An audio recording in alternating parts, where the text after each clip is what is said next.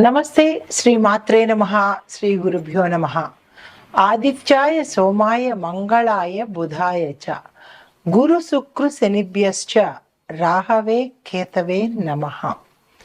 మనకి ఖగోళ శాస్త్రంలో దృక్పంచాంగం ప్రకారము, జ్యోతిష ప్రకారము 9 గ్రహాలు మనకి 12 రాసులు ఇలా విభజించబడి ఉన్నాయి.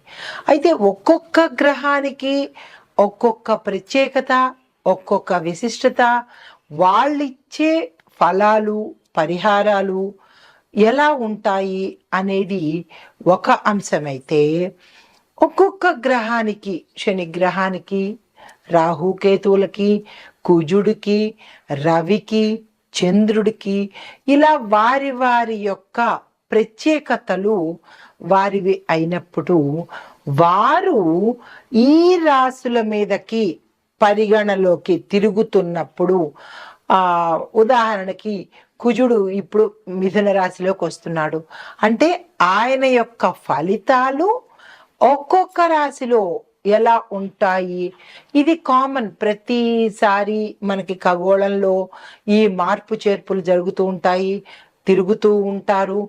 అప్పుడు తిరుగుతున్నప్పుడు మనకి ప్రత్యేకంగా ఒకరోజు ఒకలాగా, ఒక వారం అంతా ఒకలాగా, ఒక నెలంతా ఒకలాగా, ఇలాగా వారి యొక్క పరిభ్రమణను బట్టి, వారి యొక్క గమనాన్ని బట్టి మనకి స్థితిగతులు మారిపోతూ ఉంటాయి, ఆరోగ్యాలు మారిపోతూ ఉంటాయి, లేదా మన యొక్క ఫలితాలు ఒకరోజు ఒకలాగా, ఒకరోజు ఇంకొకలాగా, ఆకస్మికంగా ధనం రావడము, ఆకస్మికంగా ధనం పోవడము, ఇలాంటి చిన్న చిన్న అంటే దుష్ప్రభావాలు, మంచి ఫలితాలు కూడా ఇస్తూ ఉంటారు.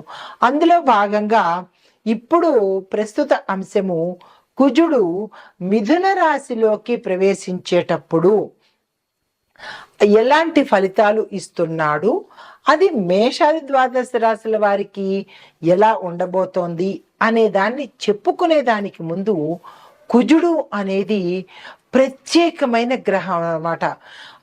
అంటే జ్యోతిష శాస్త్ర ప్రకారము కుజుణ్ణి అంగారకుడు అంటారు. అంటే ఆయన ఎర్రని రంగు కలిగిన వాడనమాట. అయితే ఈ గ్రహాలన్నిటిలోకి ఈ కుజగ్రహానికి కొంచెం భయపడతారు.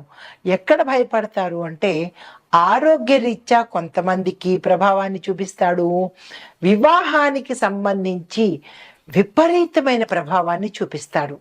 అంటే ఈ కుజగ్రహానికి అధిపతిగాను మనం సుబ్రహ్మణ్యేశ్వర స్వామిని ఎక్కువగా పూజిస్తూ ఉంటాం అన్నమాట. అంటే సర్పరూపంలో ఉన్న సుబ్రహ్మణ్యేశ్వర స్వామి అధిదేవత, అంటే కుమారస్వామి అధిదేవతలుగా మనం పూజన చేస్తాము. అయితే ఈ కుజగ్రహానికి ఎందుకు మనం ఇంత భయపడతాము అంటే కనుక, గ్రహాలకు అధిపతిగా ఈయన్ని మనం కొలుస్తాము. కుజగ్రహము గ్రహాలన్నిటికీ కూడా అధిపతి అన్నమాట. అయితే ఈ గ్రహము రక్తము, బలము, భూమి మీద ఎక్కువగా ప్రభావం చూపిస్తుంది. అంటే ఒక మనిషి శరీరంలో రక్తం మీద, అంటే రక్తం తక్కువగా ఉండడము, రక్తానికి సంబంధించిన దోషాలు రావటము, ఇలాంటి వాటి మీద చూపిస్తుంటాడు. మరొక దేని మీద చూపిస్తాడు మనిషి మీద,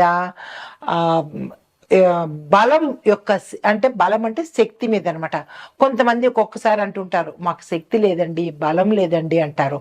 అంటే వారికి కుజుడు బలహీనంగా ఉన్నాడు అని అర్థం అన్నమాట. అంటే బలం లేకపోవడము, రక్తహీనత రావడము, అది వైద్య పరిభాషగా మనం ఏమనుకుంటాము, రక్తహీనత, ఐరన్ లోపము అనుకుంటాము. ఆధ్యాత్మిక పరంగా చూసుకున్నట్టయితే కుజుడు కనుక ఎక్కువ ప్రభావం చూపిస్తే, కుజుడు దుష్ప్రభావాన్ని చూపిస్తే కనుక ఇటువంటి రుగ్మతలు రావడము, బలహీనంగా ఉండడము. అయితే ఇది మనిషి ప్రకారంగా. మరి భూమి మీద ఎలా చూపిస్తాడు అంటే కనుక, భూమి బేట్లు వారిపోవడము, పంటలు సరిగా పండకపోవడము, వాతావరణంలో విపరీతాలు సృష్టించబడ్డము, ఇలాంటి వాటి యొక్క ప్రభావం కలిగింది అంటే అది తప్పనిసరిగా కుజుడి యొక్క పరిహారం, అంటే కుజుడి యొక్క ప్రవర్తన అని మనకి అర్థమవుతుంది అనమాట. అయితే ఈ అంగారకుడు తన దిశను మార్చుకుంటున్నప్పుడు కూడా ఇటువంటి ప్రభావాలు ప్రతి ఒక్క రాశి మీద కనిపిస్తూ ఉంటాయి. ఈ సందర్భంలో ఈ అంగారక గ్రహము, అంగారకుడు అంటే కుజుడు అన్నమాట, ఈ క్షీణించడం వల్ల, బలహీనపడడం వల్ల, ఒక్కొక్కసారి క్షీణించినప్పుడు కూడా బలహీనపడినప్పుడు విపరీత పరిణామాలు కొందరికి కలిగితే కొందరికి సామాన్యమైన ఫలితాలు కనబడుతూ ఉంటాయి. అయితే ఇలా జరిగినప్పుడు చాలా మంది ఏమని అడుగుతుంటారంటే, మేము ఏమేం పరిహారాలు చేసుకోవాలి, మేము ఎట్లా ఉండాలి, మేము ఏం మార్చుకోవాలి అనే సందేహాలు మన ప్రేక్షకులకు కలుగుతుంటాయి. అయితే ఇప్పుడు ఈ ఏ సమయంలోంచి మనకి ఈ కుజుడు వచ్చాడు అనేది ప్రత్యక్షంగా నేను చెప్తాను. ఈ గ్రహ మార్పు అనేది ఎవరికి అధిపతి అంటే, కుజుడు మేషరాశికి, వృశ్చిక రాశికి అధిపతి. ఇలా ఈ గ్రహాలన్నీ కూడా కొన్ని రాశులకు అధిపతి అవుతారు. ఇప్పుడు శనేశ్వరుడు ఉన్నాడు, మకర కుంభాలకు అధిపతి అన్నమాట. అలాగే కుజుడు మేషరాశికి, వృశ్చిక రాశికి కూడా అధిపతి. ఈ అధిపతులు అవ్వడం వల్ల ఒక రకమైన, అంటే వారికి ఫేవర్ చేస్తూ ఉంటాడు. ఎవరైతే ఏ రాశులకు అధిపతి అవుతారో ఆ రాశులకి ఫేవర్ చేస్తూ, అంటే ఫేవర్ అంటే మరీ ఎక్కువ ఫేవరిజం కాకుండా కొంచెం సులువు సూత్రాలు ఇస్తుంటాడు. అయితే మిగతా రాశుల వాళ్ళకి ఇవ్వడా అంటే మిగతా రాశుల వాళ్ళకి ఇస్తాడు, కాకపోతే వీరి మీద ప్రభావం ఎక్కువగా ఉంటుందన్నమాట. ఇంకొక పరంగా చూసినట్టయితే కనుక ఈ కుజగ్రహము గత సంవత్సరం అక్టోబర్లో 20వ తారీఖున, అంటే 2024 అక్టోబర్లో మిథున రాశిని వదిలేసి కర్కాటకంలోకి ప్రవేశించాడు. కర్కాటకంలోకి ప్రవేశించినప్పుడు ఆ గ్రహస్థానము ఆ ఏడాదంతా ఉంది. అంటే అక్టోబరు, నవంబరు, డిసెంబరు, జనవరి వరకు ఉంది. జనవరి 21 నుంచి మళ్ళా తన స్థానాన్ని మార్చుకొని 25, అంటే 2025 ఇప్పుడు ప్రస్తుతం అన్నమాట, జనవరి 21 నుంచి మళ్ళా మిథున రాశిలోకి వచ్చేసాడు. మిథునంలోకి, కర్కాటకంలోకి వెళ్ళి మళ్ళా రివర్ట్ అయ్యి మళ్ళా మిథునంలోకి వచ్చాడనమాట. ఈ మిథునంలోకి రావడం వల్ల ఎటువంటి పరిణామాలు చోటు చేసుకుంటున్నాయి? వెళ్ళినవాడు మళ్ళీ వెనక్కి తిరిగిపోయాడు. తిరగడం వల్ల ఏమైంది, ఎలాంటి పరిణామాలు చోటు చేసుకుంటున్నాయి అనే అంశంలో కనుక మనం చూసినట్టయితే, ఈ విషయాన్ని పరిశీలించేదానికి ముందుగా మీకు ఒక చిన్న విషయం చెప్తాను.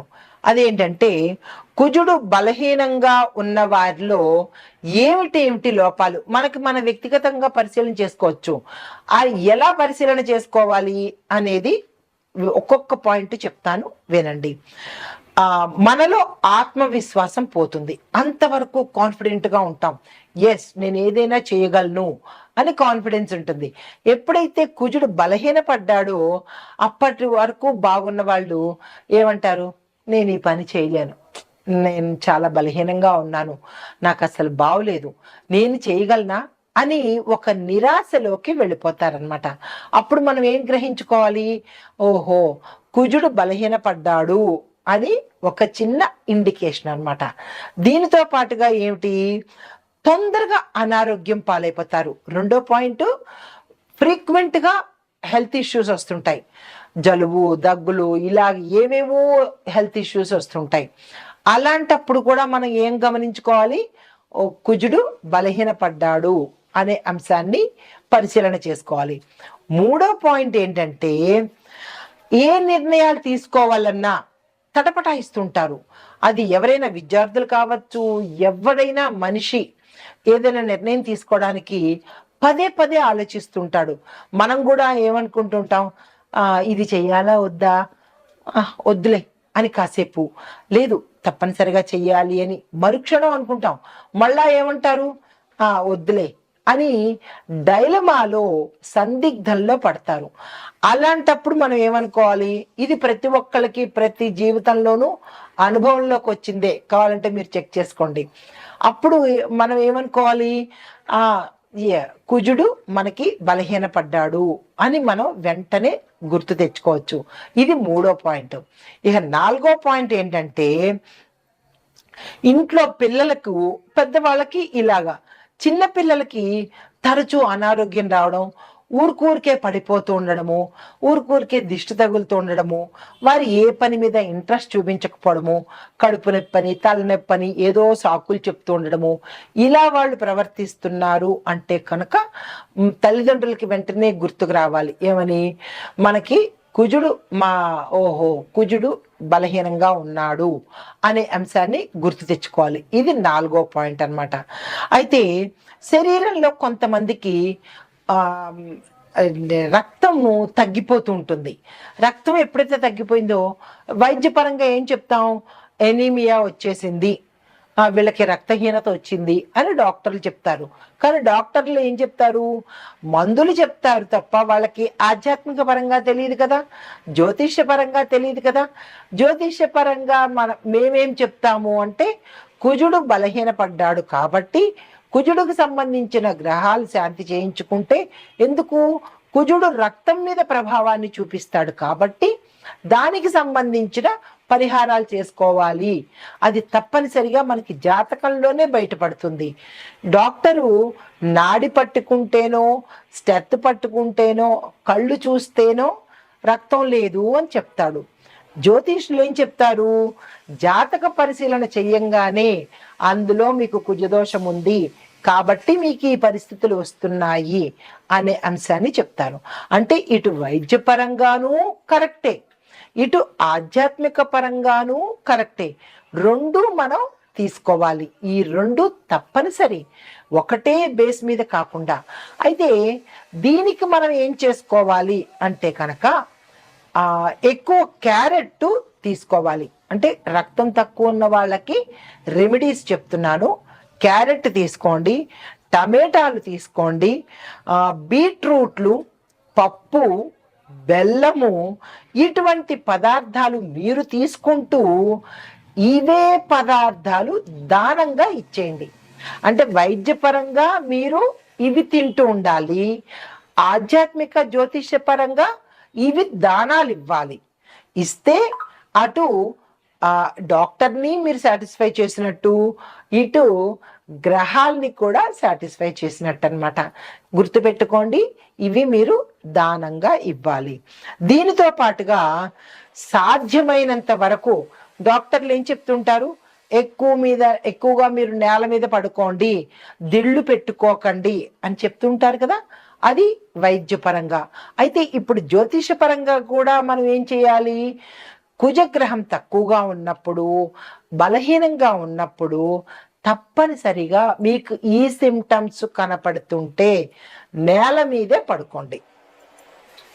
ఎందుకు అంటే కుజుడు అంటే అంగారకుడు భూమిపుత్రుడు కదా, కాబట్టి భూశయనం తప్పనిసరి అన్నమాట. అప్పుడు కొంత గ్రావిటేషనల్ పవర్గా, అంటే నేను మీకు రెండూ చెప్తున్నాను, ఆధ్యాత్మికంగాను చెప్తున్నాను, అంటే ఆధ్యాత్మికం అంటే జ్యోతిషపరంగాను చెప్తున్నాను, ఇటు వైద్యపరంగాను చెప్తున్నాను. ఈ వైద్యపరంగా కూడా ఏం చేయొచ్చు? మనం నేల మీద పడుకోవచ్చు. నేల మీద ఎందుకు అంటే భూమికి గ్రావిటేషన్ పవర్ ఉంటుంది కాబట్టి మనలో ఏదైనా శక్తిహీనత ఉంటే, వెంటనే నెగిటివిటీ ఉంటే అది భూమి తీసేసుకుంటుంది అనమాట. ఆ పరంగా భూమి మీద పడుకోమని చెప్తారు.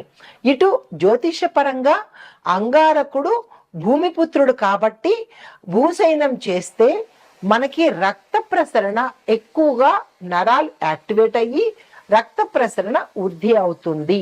ఇది రెండు పరంగా చెప్తున్నాను, జాగ్రత్తగా వినుకోండి. దీంతో పాటుగా ఏం చేయొచ్చు అంటే కనుక ప్రతిరోజు సూర్యుడికి నమస్కారం పెట్టాలి, తప్పదు. సూర్యుడికి నమస్కారం పెడితే కొంత పరిహారం కలుగుతుందన్నమాట. దీనితో పాటుగా మరికొంత ఏంటంటే చిన్న చిన్న పరిహారాలు చెప్తాను. ఆ పరిహారాలు జ్యోతిష్య పరంగా చెప్తాను, అది తర్వాత ఎపిసోడ్లో చెప్తాను. తప్పనిసరిగా వినండి. స్కిప్ చేయకండి. ఇప్పుడు కుజుడు మనకి ఎలాంటి ఫలితాలు ఇస్తాడు అనే అంశాన్ని చూసాం కదా. అయితే ఈ కుజదోష నివారణలు మనం ఆధ్యాత్మిక పరంగా, జ్యోతిష పరంగా ఎలా చేసుకోవాలి అనేది ఒక్కొక్క పాయింట్గా చెప్తాను. వీలైతే నోట్ చేసుకోండి, లేదా అంటే మళ్ళా చూసుకోండి. చాలా మోస్ట్ ఇంపార్టెంట్ అయిన రెమెడీస్ నేను మీకు అందిస్తున్నాను. కుజదోష నివారణకు శివాలయంలో ఏకాదశ రుద్రాభిషేకం చేయించుకోవాలి. మొదటి పాయింట్. 7 మంగళవారాలు చేయించుకోవాలి. మీకు సందేహం రావచ్చు, ఎన్ని సార్లు చేయించుకోవాలి అని. 7 మంగళవారాలు శివాలయంలో ఏకాదశ రుద్రాభిషేకం చేయించుకోవాలి. మొదటి పాయింట్. అది ఎప్పుడు చేయించుకోవాలి? ఉదయం 7 గంటల లోపల. ఇది ఫస్ట్ పాయింట్. తరువాత నాగుల పుట్టను దర్శనం చేసుకొని పుట్టమన్ను చెవికి ధరించాలి. ఇది రెండో పాయింట్, తప్పనిసరిగా చేసుకోవాలి. మూడో పాయింట్, ఆదివారం నాడు ప్రతిరోజు అంటే ప్రతి ఆదివారం నాడు సాయంత్రం 4:30 గంటల నుంచి 6 గంటల లోపుగా నిమ్మకాయ డొప్ప మీద దీపారాధన చెయ్యాలి. తరువాత సుబ్రహ్మణ్య అష్టకం చదవాలి, తప్పనిసరి. గుర్తుంది కదా. తరువాత మూడో పాయింట్, కుజదోష నివారణకు 12 రోజుల పాటు 9 సార్లు 12 రోజులు అంటే ఒక్కొక్క రోజు 9 సార్లు సుబ్రహ్మణ్యేశ్వర స్వామి అష్టోత్తర శతనామావళి చదవాలి. గుర్తుంది కదా. తరువాత అష్టమూలిక తైలంతో సుబ్రహ్మణ్యేశ్వర స్వామి వారికి దీపారాధన తప్పనిసరిగా చేసుకోవాలి. శని, ఆది, సోమవారాల్లో రాహుకాల సమయంలో మాత్రమే ఈ పనులు చేసుకోవాలి. తరువాత ఇది దీపాన్ని ముట్టించడానికి అంటే దీపారాధన చెయ్యడానికి ఎటువంటి ఒత్తు వాడాలి అంటే మనం రెగ్యులర్గా పెట్టుకునే తెల్ల ఒత్తులు కాదు, ఎర్రని ఒత్తులుతో పాటు ఈ అష్టమూలిక తైలంతో ప్రమిదలో ఈ ఆది, శని, సోమవారాలు గుర్తుంది కదా, ఈ వారాల్లో ఈ పరిహారం చేసుకోవాలి. మరి ఒక పరిహారము, శని, ఆది, సోమవారాల్లో అష్టమూలికా తైలంతో సుబ్రహ్మణ్యేశ్వర స్వామి వారికి మట్టి ప్రమిదలో ఎర్రని ఒత్తు వేసి దీపారాధన చేసుకోవాలి. ఎరుపు రంగు కుజుడికి ప్రతీక కాబట్టి, ఇష్టపడతాడు కాబట్టి ఆ పరిహారం తప్పనిసరిగా చేసుకోండి. తరువాత సుబ్రహ్మణ్యేశ్వర స్వామి కరావలంబ స్తోత్రము 11 రోజుల పాటు 80 సార్లు చదవాలి. ఇందులో ఎటువంటి డిస్కౌంట్లు లేవు, ఎటువంటి అమెండ్మెంట్స్ లేవు. మళ్ళా చెప్తున్నాను, కుజగ్రహము చాలా తీవ్రమైన పరిణామాలు ఇస్తాడు కాబట్టి చాలా జాగ్రత్తగా దగ్గర పెట్టుకొని మళ్ళా రాసుకునో లేకపోతే మళ్ళా చూసో ఈ పరిహారాలు ప్రతి ఒక్కరూ, కుజదోషం ఉన్నవాళ్ళు, అందులో ఇప్పుడు నేను చెప్పబోయే ప్రతి రాసుల్లో ఉన్న వాళ్ళు కూడా ఈ పరిహారం చెయ్యాలి. సుబ్రహ్మణ్య కరావలంబ స్తోత్రం 11 రోజుల పాటు ప్రతి ఒక్క రోజు 80 సార్లు తప్పనిసరిగా చదవాలి. మరి ఒక పరిహారము, కుజదోష నివారణకు సుబ్రహ్మణ్యం మాలా మంత్రం అని ఉంటుంది. దాన్ని 42 రోజుల పాటు రోజుకు ఒక్కసారి తప్పనిసరిగా చదవాలి. ఇప్పుడు ఇంత వివరంగా చెప్పాను కదా. ఈ పరిహారాలు మీరు ఎక్కడ రాసుకుంటారో రాసుకోవడమో వినడమో చేసుకుని ఈ పరిహారాలు కుజదోషం ఉన్నవారు మీ జాతక పరిశీలన చేయించుకుని తప్పనిసరిగా ఈ పరిహారాలు చేయాలి. ఇందులో డిస్కౌంట్స్ కానీ అమెండ్మెంట్స్ కానీ ఎటువంటి కన్స్ట్రక్షన్స్ కానీ ఉండవు. ఈ నివారణలు, ఈ ఉపాయాలు తప్పనిసరిగా చేసుకోండి. తదుపరి రాశి కుంభరాశి. ఈ రాశిలో కుజ ప్రభావము, దానితో పాటుగా బుధుడి యొక్క అనుగ్రహము ఎలా ఉండబోతోంది చూద్దాం. ముందుగా ఉద్యోగస్తులకు కనుక చూసినట్టయితే స్వతంత్ర నిర్ణయాలు తీసుకునే సమయం అన్నమాట. మీ అంతటా మీరు నిర్ణయాలు తీసుకునే శక్తి మీకు వస్తుంది. అవి సక్సెస్ అయ్యే అవుతాయి. కాబట్టి నిరుద్యోగులు, ఉద్యోగులు, ఈ రాశిలో ఉండే ప్రతి ఒక్కళ్ళు మీ సెల్ఫ్ డెసిషన్స్ తీసేసుకోండి. అవి సక్సెస్ని ఇస్తాయి. ఎందుకంటే బుధుడు కూడా తోడయ్యాడు కాబట్టి మీ బుద్ధి మరింత వికసిస్తుంది. కరెక్ట్ డెసిషన్సే తీసుకునే అవకాశం కలుగుతుంది. దీంతోపాటు వ్యాపారస్తులకు ప్రైవేటు అండ్ టెక్నాలజీ రంగంలో ఉండే వ్యాపారస్తులకు విశేషమైన వృద్ధి కనబడుతుంది. మీరు ఊహించని లాభాలు రావడము, మీరు ఎక్కువగా ఒకటే దీంతో నడిపిస్తున్న వాళ్ళు బ్రాంచెస్ పెట్టుకునేటట్టు, విస్తరణ అయ్యేటట్టు గోచరిస్తోంది. మీరు ఆ ప్రయత్నాలు తప్పనిసరిగా తీసేసుకోండి. బ్రాంచెస్ పెట్టడానికి కానీ, లేదా వ్యాపార విస్తరణకు కానీ, లేదా ఇలాంటి టెక్నాలజీనే దానికి సంబంధించిన సిస్టర్ కన్సర్న్స్ పెట్టుకోవాలనుకున్న ఈ సమయం చాలా మంచిది. కాబట్టి మీరు వెంటనే ప్రారంభించుకోండి. మంచి లాభాలు రావడము, పేరు కూడా మీకు వస్తుందన్నమాట. పలానా అంటే వ్యాపారస్తులకు మంచి నమ్మకస్తులు, వాళ్ళ దగ్గరికి వెడదాము, ఇలాంటి మంచి మంచి పేర్లు కూడా మీరు పొందే అవకాశము కనబడుతోంది. ఇంకా ఆరోగ్యపరంగా చూసినట్టయితే కనుక ఊపిరితిత్తుల సమస్యలు వచ్చే అవకాశము, తరువాత లంగ్స్ డ్యామేజ్ అయ్యే అవకాశము, దానితో పాటు హార్ట్కి సంబంధించినటువంటి బ్లాకేజెస్, అంటే ఆపరేషన్స్ జరగడం కానీ, కొలెస్ట్రాల్ వల్ల బ్లాక్ అవ్వడం కానీ, బ్లడ్కు సంబంధించిన సమస్యలతో పాటు ఊపిరితిత్తులు, లంగ్స్కి సంబంధించిన ఆస్తమా, ఇలాంటి సమస్యలు వేధించే అవకాశం ఉంది. వెంటనే డాక్టర్ పర్యవేక్షణ తప్పనిసరిగా తీసుకోండి. దీంతో పాటు కుటుంబ పరిస్థితిగా చూసినట్టయితే ఇంట్లో పెద్దల ఆరోగ్యం మీద తప్పనిసరిగా మీరు శ్రద్ధ పెట్టాలి. వారికి ప్రమాదాలు అయ్యే అవకాశం కనబడుతోంది. మీ పట్ల, మీ యొక్క పెద్దల పట్ల జాగ్రత్తలు తీసుకోండి. లైఫ్ స్టైల్ని మార్చుకోండి. గతంలో అనారోగ్యంగా ఉన్న వాళ్ళు మీ ఆరోగ్యం మీద శ్రద్ధ పెట్టండి. ఎక్కడ పడితే అక్కడ తినేయడము, ఏది పడితే తినేయడము, ఇలాంటి పనులు మానుకోవడము. లంగ్స్ గురించి చెప్పుకున్నాం కాబట్టి అది ఎక్కువగా ఎవరికి వస్తుంది అంటే కనుక మట్టిలో పనిచేసే వారికి, ధూళిలో పనిచేసే వారికి, సిగరెట్ స్మోకింగ్ తాగే ఎక్కువగా అలవాటు ఉన్న వాళ్ళకి ఈ ప్రమాదాలు వచ్చే అవకాశం ఉంది. మీరు జాగ్రత్తలు తీసుకోండి. ట్రాఫిక్లో వెళ్ళేటప్పుడు కొంచెం నియంత్రణ పాటించండి. మిగతా అందరికీ చెప్పలేదు, ఎవరికైతే ఈ ప్రమాదాలు ఉన్నాయో, ఊపిరితిత్తుల సమస్యలు కొన్ని రాశుల వాళ్ళకే వస్తాయి కాబట్టి వారికి ప్రత్యేకంగా చెప్తున్నాను, తగు జాగ్రత్తలు తప్పనిసరిగా తీసుకోండి. అయితే మీకు చెప్పదగిన రాశి ఫలంగా పరిహారాలు ఏంటంటే కనుక మంగళవారం నాడు రక్తదానం చేసే ప్రయత్నం పెట్టుకోండి. ఒకరికో ఇద్దరికో, ఎంతమందికి అయితే మీకు శక్తి ఉంటే అంతమందికి రక్తదానం ఇచ్చే ప్రయత్నం తప్పనిసరిగా పెట్టుకోండి.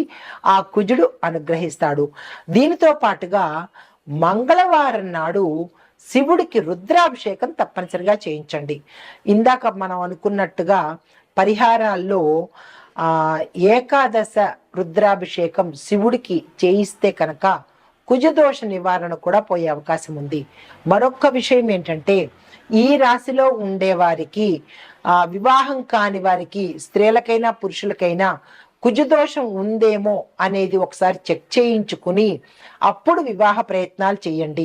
మీ అబ్బాయికి కానీ అమ్మాయికి కానీ జాతకంలో కుజదోషం ఉంటే కనుక అది తెలుసుకోకుండా జాతకానికి అడ్జస్ట్మెంట్ జాతకాలు, లేదా అంటే పెట్టుడు ముహూర్తాలు ఏదో కానిచ్చేద్దాం అన్నట్టు చేస్తే కనుక తర్వాత తీవ్రమైన పరిణామాలు చోటు చేసుకుంటాయి. కుజదోషం ఉన్న వాళ్ళకి కుజదోషం ఉన్న వాళ్ళనే చూడాలి తప్ప ఎవరిని పడితే వాళ్ళని చేసేసి ఏదో అమెండ్మెంట్లు చేసుకుని పెట్టుడు ముహూర్తాలు పెట్టుకుని జాతకాలు కిట్టించేసుకుని ఇట్లాంటి పనులు చేస్తే తర్వాత అనుభవించేది మీరే. కాబట్టి వివాహ ప్రయత్నం చేసేవారు తప్పనిసరిగా జాతక పరిశీలన చేయించుకుని ఏ స్థానంలో కుజుడు ఉన్నాడు అనే అంశాన్ని పరిశీలించుకుని ఆ అమ్మాయికో అబ్బాయికో కుజదోషం ఉందా అని విచారణ చేసి అప్పుడు వివాహ ప్రయత్నాలు చేసుకోండి. మంచి సంబంధాలు కుదిరే అవకాశం కనబడుతోంది. ఇక పిల్లల కోసం ప్రయత్నం చేసే వాళ్ళు ఏం చేస్తారంటే మంగళవారం నాడు తప్పనిసరిగా సుబ్రహ్మణ్యేశ్వర స్వామి ఆలయ దర్శనం చేసి అక్కడ కనుక దీపం పెట్టుకున్నట్టయితే సంతాన పరంగా మీరు చేసే ప్రయత్నాలు సత్ఫలితాన్ని ఇస్తాయి.